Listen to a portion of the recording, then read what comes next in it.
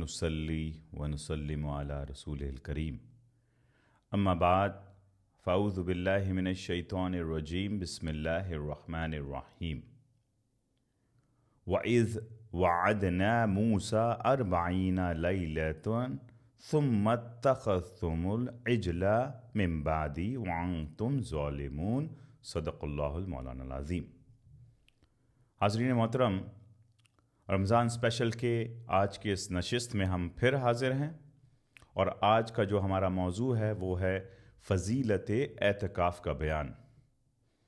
تو آئیے بلا تمہید معمول کے مطابق پہلے قرآن مجید کی آیتیں، پھر احادیث مبارکہ، پھر آثار اصحاب سے ہم اس موضوع پر غور و فکر کریں گے۔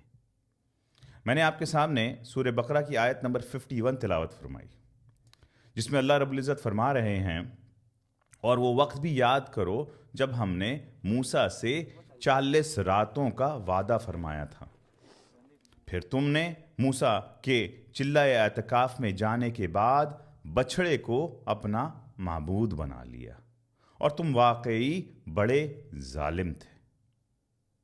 پھر سورہ بقرہ آیت نمبر 125 میں فرمایا، اور اب نے ابراہیم اور اسماعیل علیہ السلام کو تاکید فرمائی کہ میرے گھر کو طواف کرنے والوں اور اعتکاف کرنے والوں اور رکوع و سجود کرنے والوں کے لیے پاک صاف کر دو۔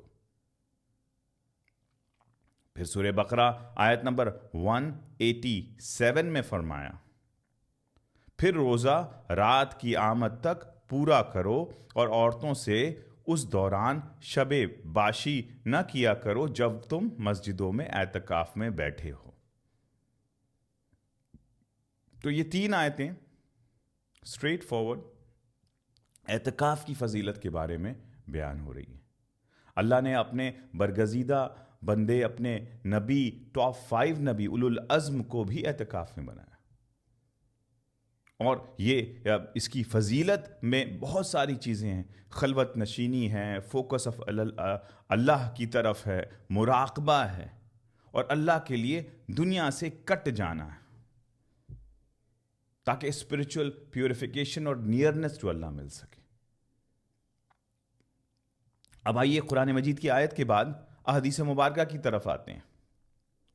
حضرت ابو ہریرہ رضی اللہ عنہ سے مروی ہے کہ حضور نبی اکرم صلی اللہ علیہ وآلہ وسلم نے فرمایا، ہر سال حضور علیہ السلام ہر سال رمضان المبارک میں 10 دن اعتکاف فرماتے تھے، اور جس سال آپ صلی اللہ علیہ وآلہ وسلم کا وصال مبارک ہوا، اس سال آپ صلی اللہ علیہ وآلہ وسلم نے 20 دن اعتکاف کیا۔ یہ حدیث متفق علیہ۔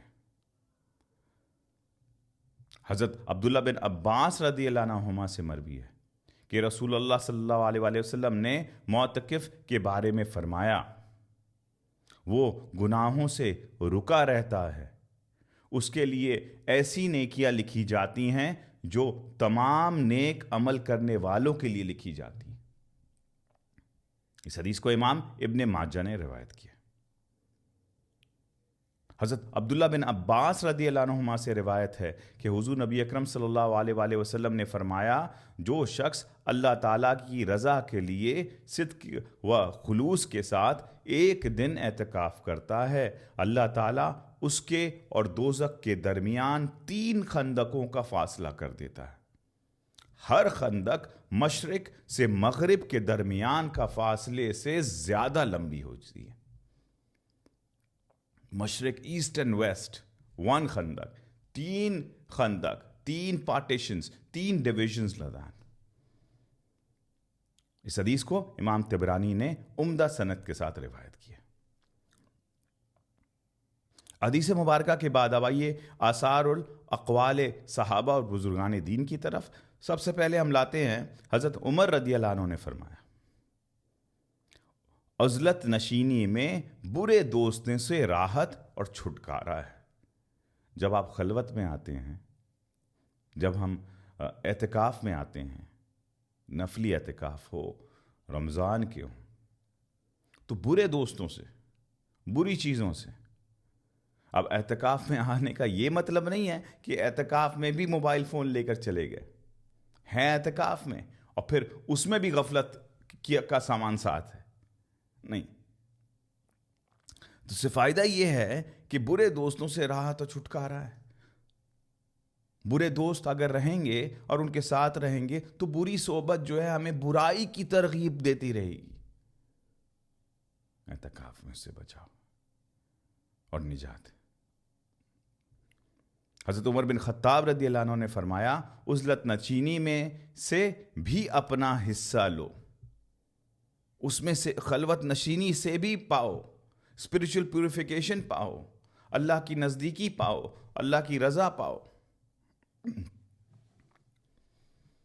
حضرت جنید بغدادی رحمۃ اللہ علیہ نے فرمایا، مومن کے لیے دنیا سے آخرت تک کا سفر آسان اور ہلکا ہے، اور اللہ تعالیٰ کے قرب کی خاطر مخلوق سے کنارہ کش ہونا تکلیف دہ۔ مطلب کہ وہ ٹریول کر سکتا ہے دنیا سے آخرت تک، مگر اللہ کے لیے دنیا سے کٹ جانا اس کے لیے ڈیفیکلٹ ہے۔ تو اگر جو اس ڈیفیکلٹی سے پار چلا جائے تو پھر کتنی ہی عظیم بات ہے اس شخص کے لیے، اللہ کے لیے خلوت میں آ جانا۔ امام جریری رحمۃ اللہ علیہ نے فرمایا، جس شخص نے اپنے اور اللہ کے درمیان تقوی اور مراقبہ کو مضبوط نہیں کیا، وہ شخص کشف اور مشاہدہ تک نہیں پہنچ سکتا ہے۔ حضرت یحییٰ بن معاذ رحمۃ اللہ علیہ نے فرمایا، گناہ سے بچنے کے لیے خلوت کی حالت میں جم کر بیٹھے رہنا پر صبر کرنا اخلاص کی نشانی ہے۔ یہ پیورٹی کی ایک نشانی ہے کہ اللہ کے لیے پیورٹی کے ساتھ وہ بیٹھا رہا تو سمجھ لیں کہ وہ ایک احسان کے طریقے میں آ گیا، حسن میں آ گیا، اخلاص میں آ گیا، پیورٹی میں آ گیا۔